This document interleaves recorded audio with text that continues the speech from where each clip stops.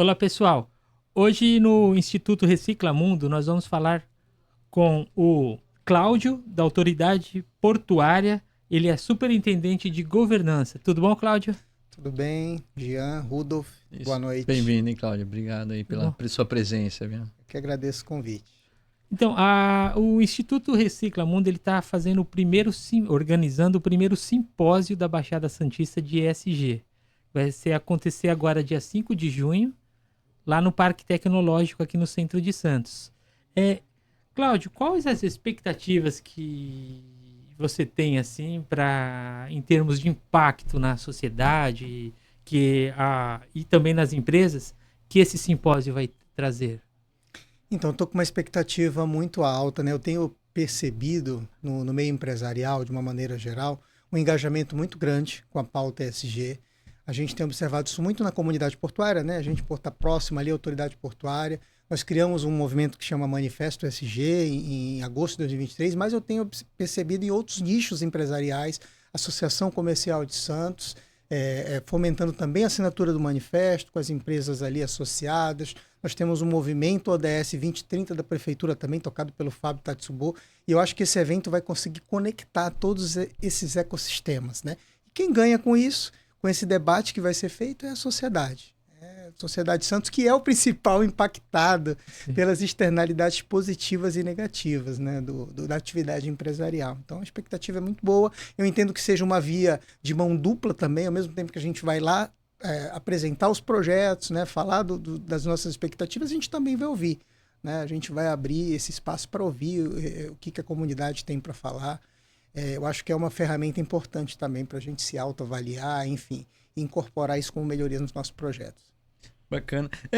Cláudio, você mencionou sobre o manifesto. Pode falar um pouquinho mais, só para a gente entender? Falo. O manifesto foi uma iniciativa que nós iniciamos em agosto de 2023. Ele marca uma nova fase da autoridade portuária, né? Eu digo que antes de 2023 a gente trabalhou muito para dentro, intramuros. Então a gente trabalhou para fortalecer a nossa governança. Tem uma série de ações de melhorias que a gente pode falar, detalhar. A nossa parte ambiental também a gente evoluiu bastante. E o S do social é o que ainda está mais incipiente, mas que também a gente tem atuado. Então, a partir de 2023, a gente entendeu o seguinte, hoje a gente tem um bom nível em termos de práticas internas de ESG, agora a gente precisa fomentar isso com terceiros. A gente precisa olhar para a nossa cadeia, para a nossa comunidade portuária, e a gente precisa influenciar essa comunidade com boas práticas, influenciar positivamente. Então, nós fomentamos a assinatura do manifesto, que é um acordo de intenções, né? A princípio, em agosto de 23, ele teve 22 signatários e hoje está com 29. Quem são os signatários do manifesto? São empresas portuárias, terminais, operadores logísticos, prefeituras municipais, né? As 4 prefeituras que estão dentro da poligonal do Porto de Santos fazem parte, então a gente conecta aí ao mesmo tempo poder público com a iniciativa privada em prol dessa causa. E depois disso a gente criou uma agenda única e recorrente para discutir os grandes projetos ESG do Porto de Santos nesse fórum, né? Então a gente tem reuniões aí mensais, né? Às vezes a gente tem mais de uma reunião no mesmo mês para falar de projetos, para falar de benchmarks, fomentar essa troca de experiência entre os signatários do manifesto. Santos está bem engajado, né, em relação ao ESG, né? Santos está bem engajado. A gente fez uma revisão, né, falando em autoridade portuária, no nosso planejamento estratégico em 2023. E a partir dessa revisão, a gente colocou de fato o ESG dentro do planejamento estratégico. O nosso entendimento é que ele não está lá à toa. ESG, né, quando a gente fala de sustentabilidade, é algo que realmente é estratégico, né? A gente tem observado no setor marítimo uma mobilização. A gente sabe que o setor marítimo, né, os armadores, eles têm um potencial aí de geração de gases de efeito estufa, né? 3% é um dado interessante das emissões globais de gases de efeito estufa vêm de navios, né? Nossa, então existem compromissos desses grandes armadores, essas grandes empresas de navegação, no sentido de reduzir, na verdade, zerar as suas emissões líquidas até 2050. E a gente começou a entender o seguinte: o porto que não tiver alinhado a esses objetivos, ele vai ficar fora do que a gente chama de corredor marítimo logístico, né? Ele vai começar a perder atratividade, vai começar a perder carga e perder competitividade. Então a gente entende que isso é algo estratégico e sim, entramos de cabeça no assunto e temos fomentado aqui internamente bastante o tema. É interessante o que você falou. Então quer dizer que daqui um tempo, o porto que não tiver vivendo isso daí, provavelmente eles vão ter, acho que para o mundo, eles vão evitar um pouco... Exatamente, ele fica de Olha. fora, né? A nossa Caramba. visão, né? A nossa visão, o nosso prognóstico é que quem não estiver falando essa linguagem em 2040, 2050, vai estar fora do mercado, né? Então, ESG, o pessoal comenta que ESG é filantropia, né? Você fazer caridade. Tem gente que fala que é defesa de bandeira ideológica. A gente entende que o ESG é uma nova forma de você fazer o capitalismo, né? Inclusive a literatura chama de capitalismo de stakeholder. É exatamente você olhar para todos os seus stakeholders e o impacto que você gera. Então, para a gente é negócio, né? Como eu falei. Então, é algo que é estratégico mesmo. Ou você faz e está dentro do mercado, ou você não faz e está fora. Simples assim. Nós falamos até com algumas empresas e, de fato, hoje já tem clientes que eles perguntam, né, quais são as ações que as empresas estão praticando dentro do ESG, coisa desse tipo, né? Exatamente. Por exemplo, para você ter uma ideia, a gente tem no radar aí a divulgação, a publicação de um trabalho que é um selo ESG do Porto de Santos. O que a gente quer com isso? A gente tem alguns objetivos específicos dentro, um deles é nivelar. Por exemplo, a gente não quer uma empresa, geralmente terminal, são empresas maiores, tem uma barreira de entrada maior, ele passa por um leilão, né, ou passa por um processo de adesão, no caso dos TUPs, pela ANTAC. Então, são empresas maiores. A tendência é que essas empresas sejam mais estruturadas em termos de boas práticas. Mas a gente quer olhar para o pequeno também, né? Aquela empresa que trabalha ali prestando serviço no porto, retirada de taifa, retirada de lixo de embarcação. Essa empresa tem que estar na pauta também. Então, um dos objetivos nossos do manifesto é fazer esse nivelamento de práticas, entendeu? Legal, dá oportunidade para os pequenos também ganhar o selo e, na verdade, viver o ESG, né? Exatamente. O selo tem esse propósito, né?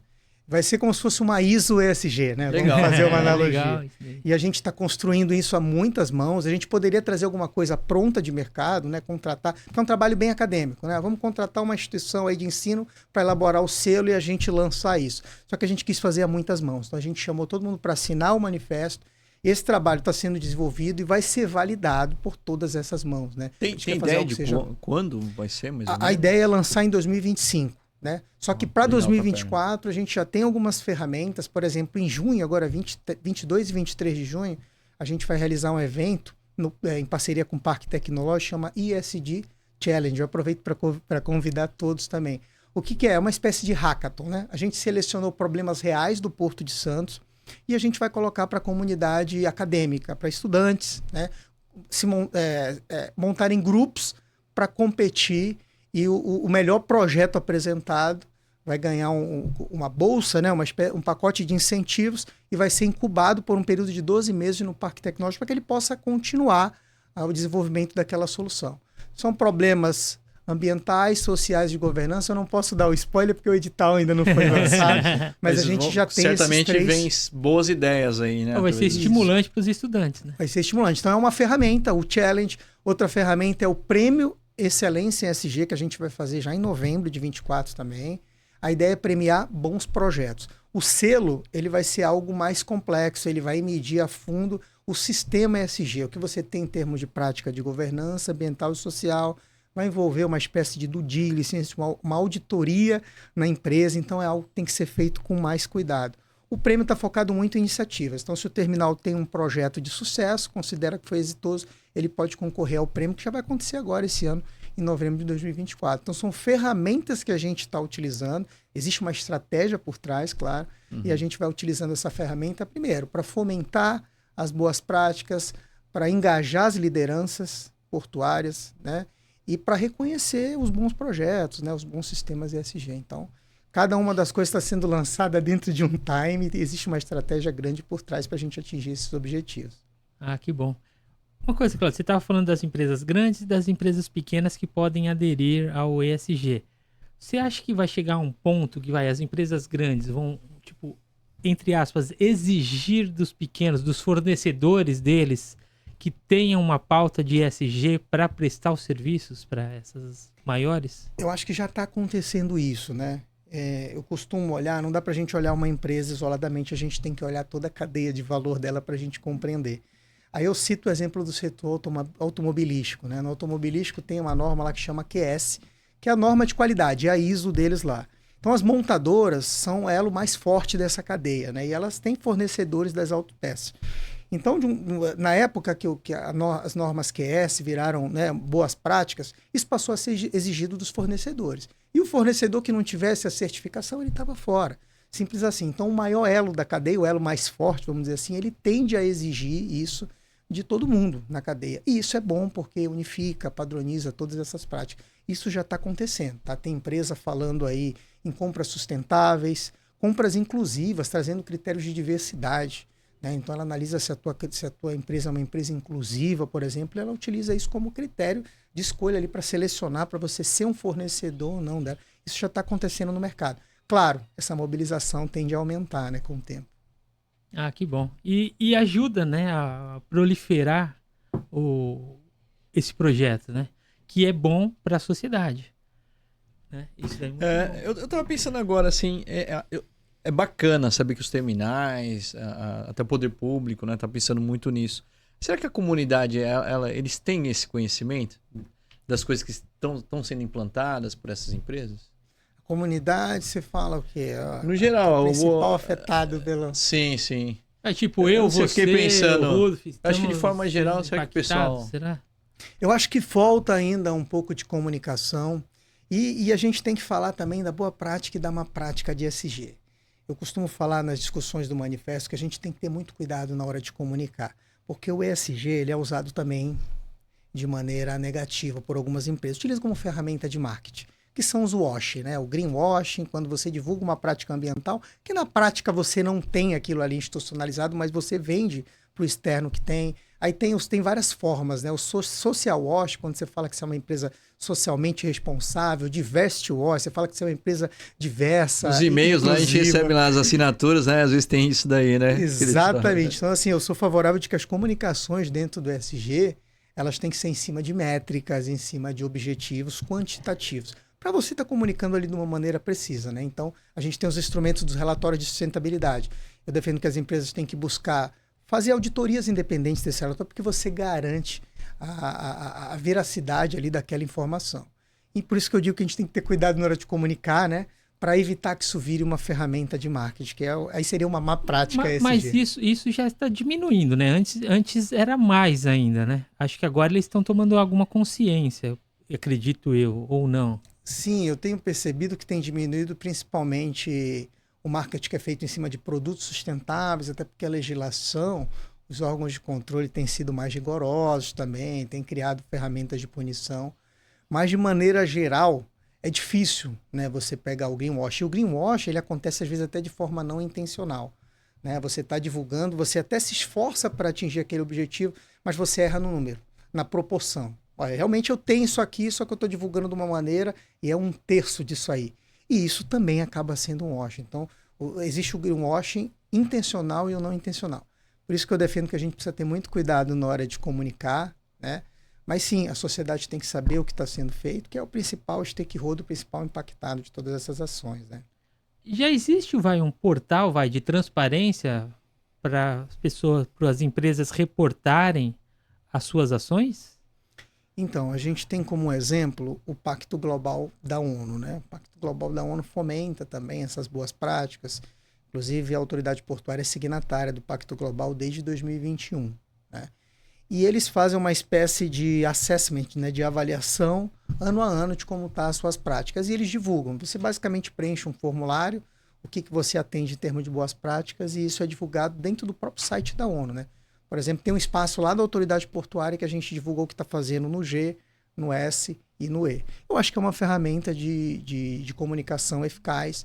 Por outro lado, você tem o crivo de uma entidade que é a ONU, né, que tem fidedignidade para divulgar uma informação desse tipo. Mas, enfim, a gente pode evoluir bastante. No próprio âmbito do manifesto, a gente tem discutido como é algo muito novo ainda. A gente está falando de 2023, né? Não completou nem um ano ainda. Bem recém-nascido. Está fazendo mêsversário ainda, né? Então, a gente discute a possibilidade de criação de um site para dar mais transparência para as ações dos signatários.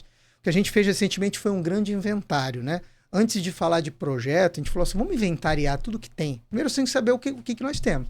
Antes de você começar a fazer, vamos entender, fazer um diagnóstico disso. Então a gente chegou com cada signatário, Falou, olha, me fala o que você está fazendo, 5 práticas prioritárias no E, no S e no G que você está fazendo, projetos, iniciativas de sucesso, correlacionando isso com os Objetivos de Desenvolvimento Sustentável da ONU, e eles preencheram esse formulário. A gente montou uma grande base de dados com todas essas informações. A partir disso, a gente começou a ver o seguinte, ó, esse terminal aqui é muito bom nisso.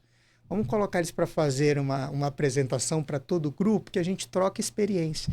Então, a gente começou a fomentar esses benchmarks. Agora, a gente está numa etapa que a gente já fez esse diagnóstico, agora a gente está discutindo projetos, né? A gente vai falar dos grandes projetos. E aí eu acho que entra o papel do manifesto, porque ele cria essa governança multinível, né? Esse ecossistema que envolve todos esses agentes, porque quando você fala de grandes projetos, você precisa ter essa integração toda, senão você não faz sozinho, né? Por exemplo, um Shore Power Supply, né? Que é a identificação, vou explicar em linhas gerais o que é um Shore Power Supply. De uma maneira bem complicada, o que é? O navio, ele tem 2 motores.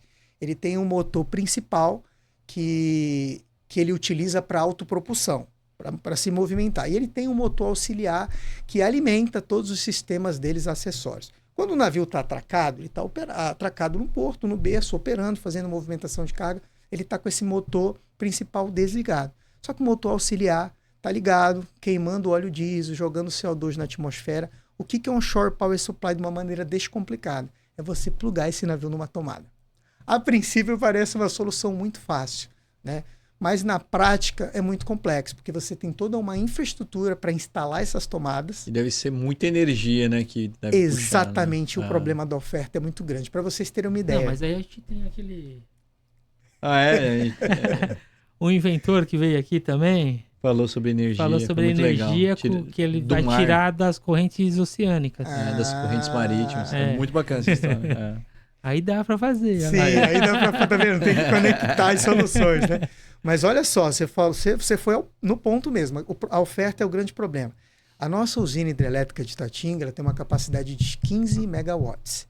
Se você pegar um navio de cruzeiros, dos maiores, para você alimentar ele com OPS, num ponto de OPS, ele consome 80 megawatts. Ou seja, você precisa de 5 usinas hidrelétricas de Itatinga funcionando simultaneamente para alimentar um navio. Claro que a gente está falando de navios de cruzeiros, né, que são verdadeiras cidades. Eu fui no extremo, mas você foi muito assertivo. A questão da oferta é o grande problema. E a gente, como autoridade portuária, não adianta a gente se preocupar com resolver o problema do terminal A e não resolver o problema do terminal B. A gente tem que pensar complexo portuário de Santos como um todo. Então a gente vai usar essa governança do manifesto para discutir um plano mestre, um plano diretor energético que vale para o povo inteiro. A gente vai entender qual que é essa demanda. Nem todos os navios estão preparados, tem essa infraestrutura, né? Mas a gente tem que entender o perfil da frota atualmente. E com o tempo, acho que dá para eles... E vão se adequando. Porque o setor marítimo está, como eu falei, com metas agressivas até 2050.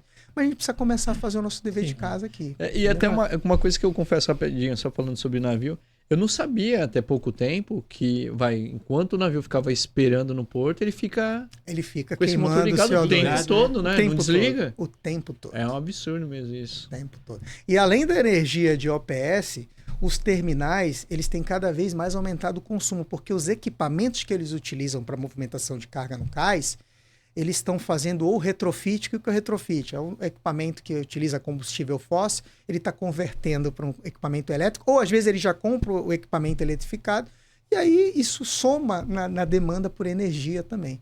Então, assim, a gente precisa entender o tamanho dessa oferta para que a gente consiga viabilizar do lado de cá. E essa energia tem que ser uma energia limpa, né? A gente tem que pensar em hidrelétrica, a gente tem que pensar em fotovoltaica, a gente tem que pensar em eólica. Ou seja, o problema é maior do que a gente imagina. Não é simplesmente colocar a tomada lá. Sim. A gente temos que seguir as normas do ESG.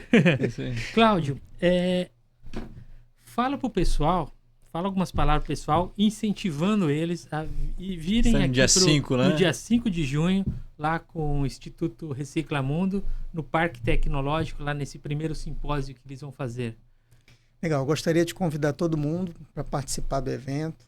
Vai ter a participação de diversos agentes lá, Autoridade Portuária, grandes terminais do Porto de Santos, Prefeitura de Santos, Associação. Você tem vários segmentos, né, empresariais representados lá. Como eu falei, a gente vai aproveitar esse fórum para conectar todos esses ecossistemas, apresentar para a sociedade essas soluções e ouvir também as contrapartidas, né? Então, a expectativa é muito boa. A gente quer uma participação massiva, né, das pessoas, porque o evento realmente tem tudo para ser um evento de alto nível. Tá certo. Então, Obrigado, hein, Cláudio? pessoal, vem aqui então no Instituto Recicla Mundo, aqui no Parque Tecnológico, em Santos, aqui no centro de Santos, dia 5 de junho. Que horas que é? Às 8 horas da manhã até às 18 horas. Caso vocês não puderem vir, aconselho vocês a virem aqui, tá? Mas caso vocês não consigam vir, vai ser transmitido ao vivo também todas as palestras. Tá bom, pessoal? Valeu! Valeu, obrigado, hein? Obrigado, hein, Cláudio. Obrigado.